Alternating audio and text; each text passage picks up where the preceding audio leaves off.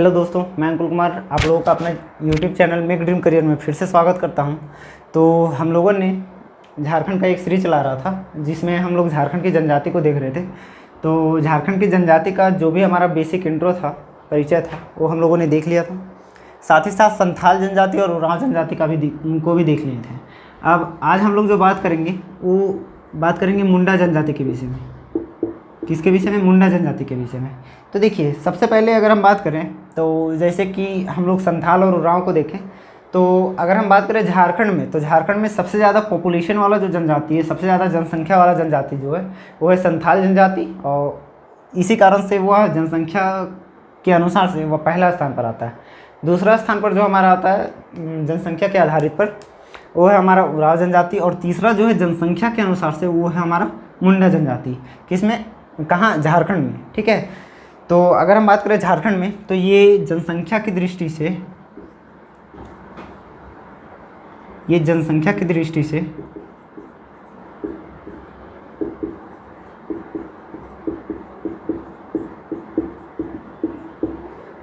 तीसरी सबसे बड़ी जनजाति है।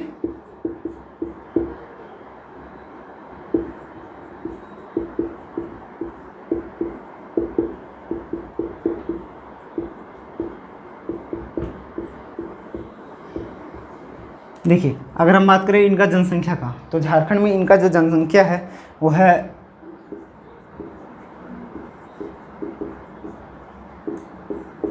12,29,221। झारखंड में इनका जनसंख्या, मुंडा जनजाति का जनसंख्या कितना? 12,29,221। जो कुल जनजाति जनसंख्या कितना है?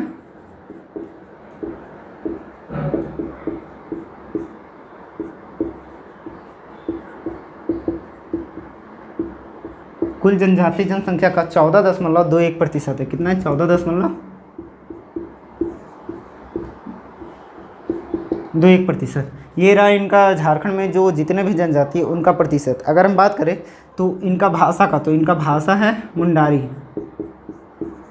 ये कौन सा भाषा बोला करते हैं? ये ज़्यादातर मुंडारी भाषा बोला करते हैं।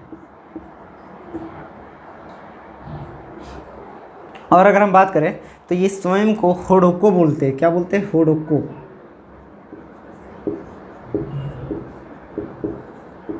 ये स्वयं को होडोको और अपनी भाषा को ये होडो जगर बोलते हैं। क्या बोलते हैं? होडो जगर।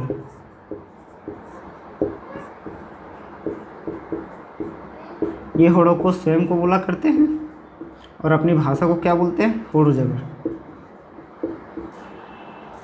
और इसी के साथ अगर हम बात करें तो इनका संबंध जो है सो प्रोटो ऑस्ट्रेलॉइड श्रेणी से है।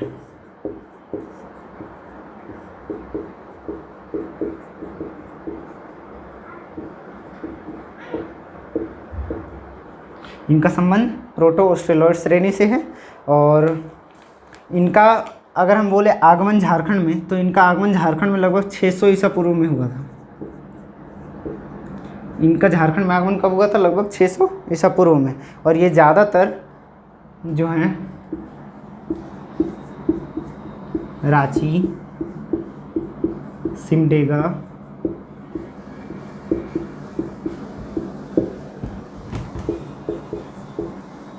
गुमला वाले क्षेत्रों में ये ज़्यादातर देखने को मिलते हैं। ये ज़्यादातर देखने को कहाँ मिलते हैं? तो रांची हो गया, सिमडेगा हो गया, गुमला हो गया, सरायकेला खरसावा हो गया, पूर्वी सिंहभूम हो गया। इन सारे क्षेत्रों में ये ज़्यादा देखने को मिलते हैं। अगर हम बात करें इनमें विवाह का, तो इनमें समगोत्रीय विवाह का प्रचलन नहीं है।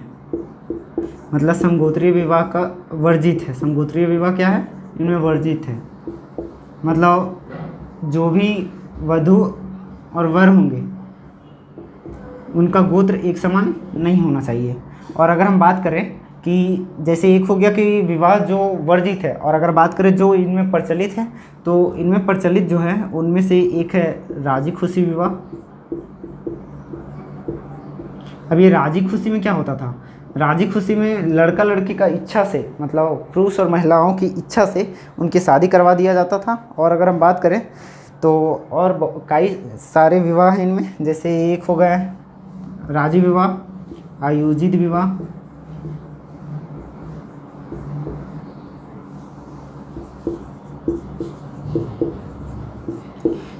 राजी खुशी विवाह हो गया, आयोजित विवाह हो गया,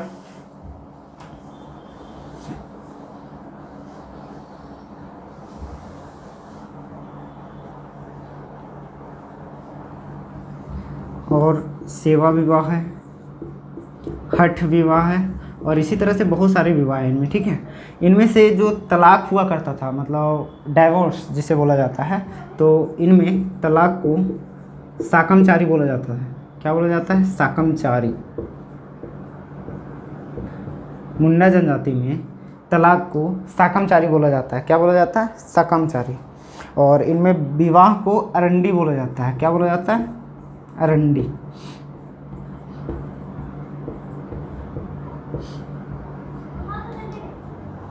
ठीक है, यहाँ तक आप स्क्रीनशॉट कर लीजिए, फिर हम इसे रफ करते हैं।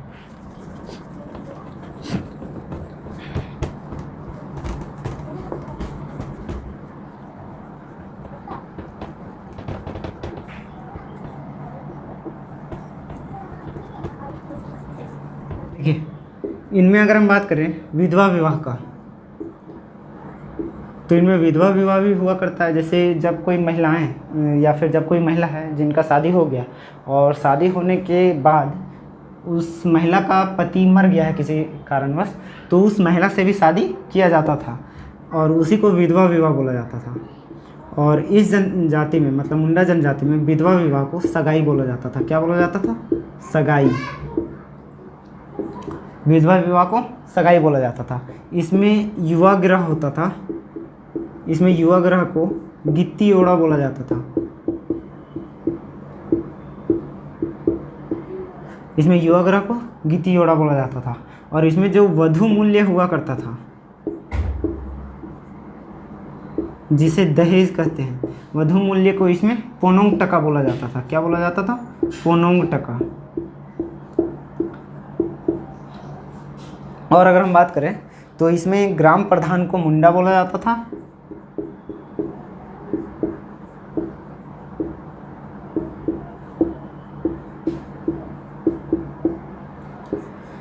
इसमें ग्राम प्रधान को मुंडा, ग्राम पंचायत को हातू, ग्राम पंचायत को क्या बोला जाता था? हातू बोला जाता था। और जो ग्राम पंचायत का प्रधान होता था, जो मुख्य होता था ग्राम पंचायत का, उसे हातू मुंडा बोला जाता था।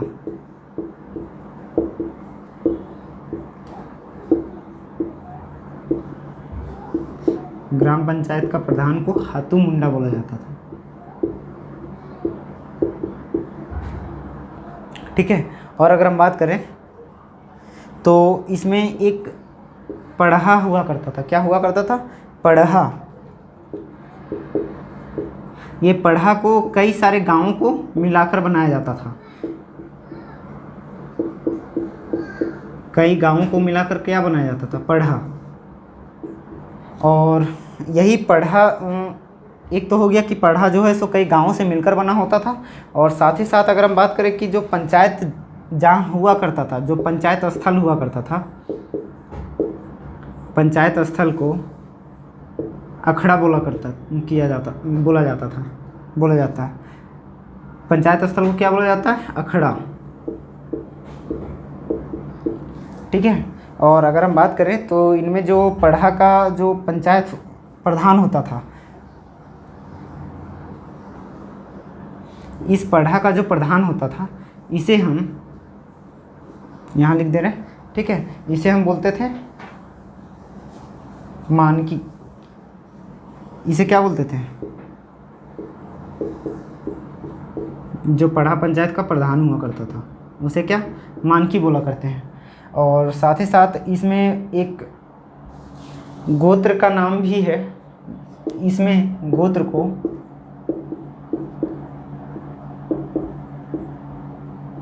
किल्ली कहा जाता है। गोत्र को इसमें क्या कहा जाता है? किल्ली। अगर हम बात करें इस जनजाति में, तो एक विद्वान थे जिनका नाम था रिजले।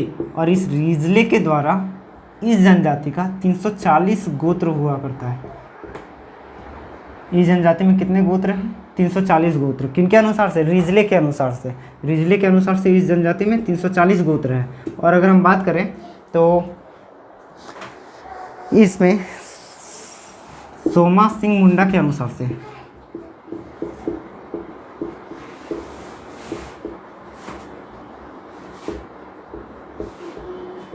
सोमा सिंह मुंडा के अनुसार इस जनजाति को 13 उपशाखाओं में विभाजित किया गया। कितने उपशाखाओं में? 13 उपशाखाओं में। और इनमें से जो प्रमुख है वो है, मतलब ये जो मुंडा जनजाति है, ये मुंडा जनजाति को टोटल 13 भागों में बांटा गया। और जिनमें से जो प्रमुख है वो प्रमुख 2 है, ठीक है। एक जो है हमारा महली मुंडा है, पहला का नाम क्या है? महली मुंडा, और दूसरा का नाम जो है वो है कंपाट मुंडा।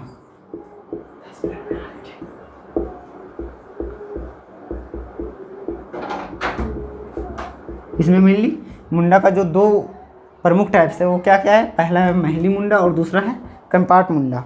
और देखिए बोर्ड तो भर गया, रफ कर लेते हैं।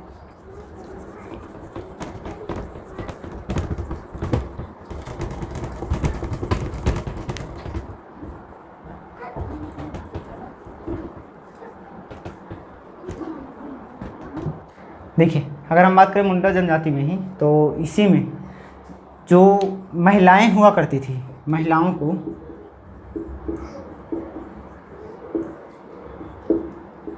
ये महिलाएं छत पर नहीं जा सकती थी, शमशान घाट नहीं जा सकती थी, ठीक है। धान की बुआई नहीं कर सकती थी, मतलब ये सारी चीज़ों में इनका वर्जित था। किन किन चीज़ों में? पहला शमशान घाट जाना,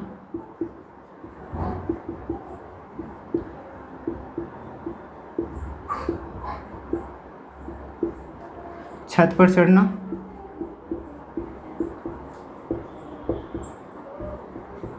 और धान की बुआई करना।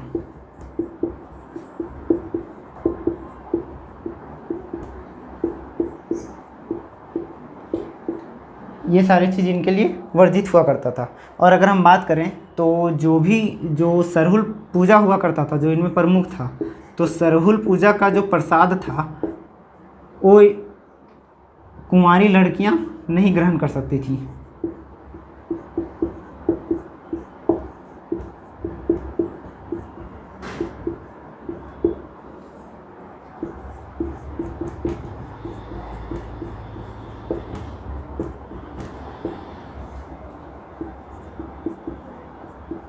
जो सरहुल का प्रसाद था वो कुंवारी लड़कियों के लिए क्या था? वर्जित था। और अगर हम बात करें वस्त्र का, तो स्त्री के द्वारा जो पहना जाने वाला वस्त्र था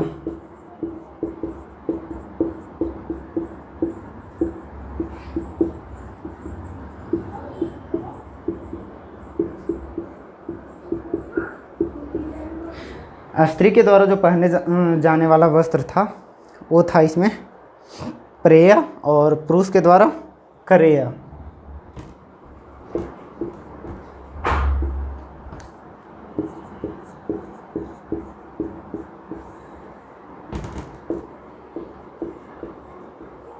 जो स्त्री वस्त्र पहना करते थे उन्हें क्या बोलते थे? प्रेया, और जो पुरुष वस्त्र पहना करते थे उन्हें क्रेया बोलते थे।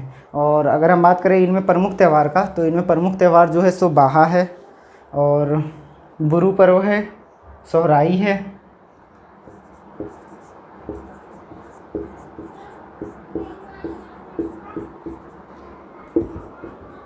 क्या है? सरहुल,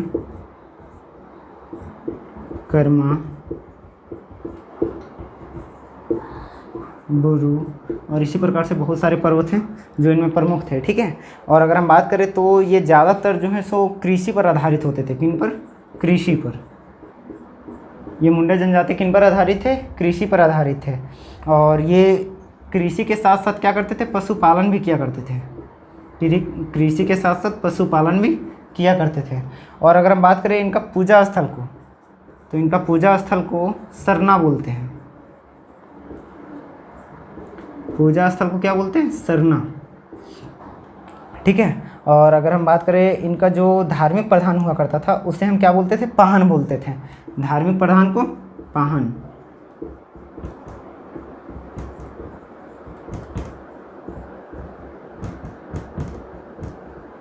और ये धार्मिक प्रधान का जो सहायक हुआ करता था इस सहायक को पुजार बोलते हैं। क्या बोलते हैं? पुजार। इनका सहायक को क्या बोला जाता था? पुजार बोला जाता था। और अगर हम बोले ग्रामीण पुजारी का, जो गांव में पूजा करवाते थे, उनको हम बोलते थे डेहरी।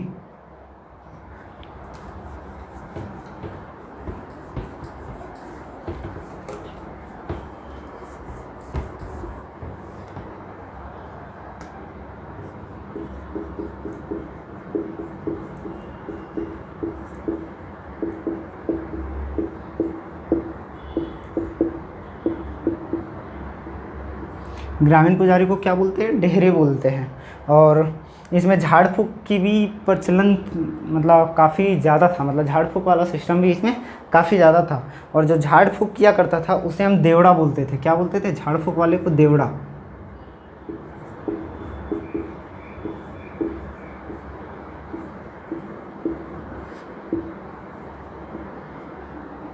जो झाड़ फूँक किया करता था उसे क्या बोला जाता था, या फिर क्या बोला जाता है? देवड़ा बोला जाता है। और का जो सर्वप्रमुख देवता है, उनको ये सूर्य का प्रतिरूप मानते हैं। क्या मानते हैं? सूर्य का प्रतिरूप। और उस सूर्य का प्रतिरूप को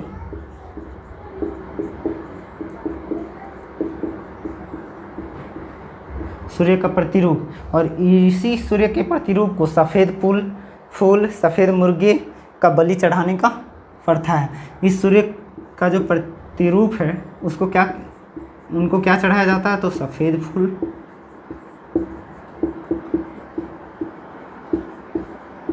सफ़ेद मुर्गे की बलि। ठीक है, मतलब जो इनका सर्वप्रमुख देवता है वो कौन है? सूर्य का प्रतिरूप।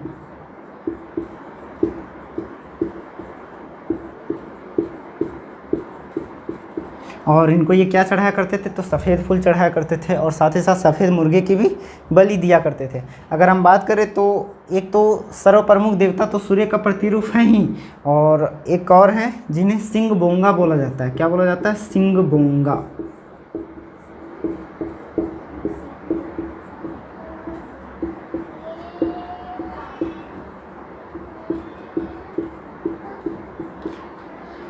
सर्वप्रमुख देवता को क्या बोलते हैं? सिंह बोंगा। और साथ ही साथ जो गांव का देवता हुआ करते हैं, इनका जो गांव का देवता होते हैं,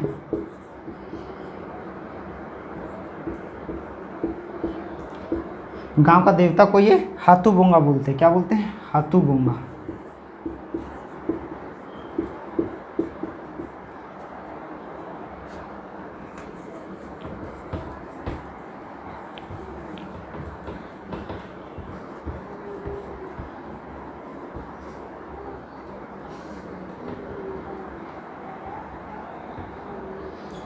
और इनका जो गांव का देवता को तो ये हाथू बोंगा, और जो गांव की देवी हुआ करती थी उन्हें देसावली बोला जाता था। क्या बोला जाता था? देसावली।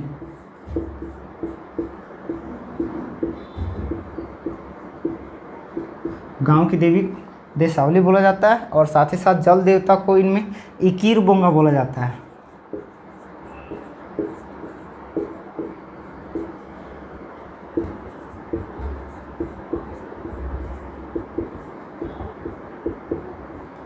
जल देवता को इकीर बोंगा। और अगर हम बात करें इनका पहाड़ देवता को,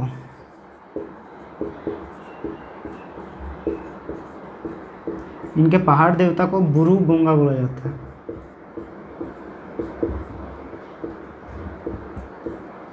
और इनका जो कुल देवता है, ठीक है, कुल देवता को इनको खूट हंकार बोला करते, मतलब ये कुल देवता को खूट हंकार बोला करते हैं।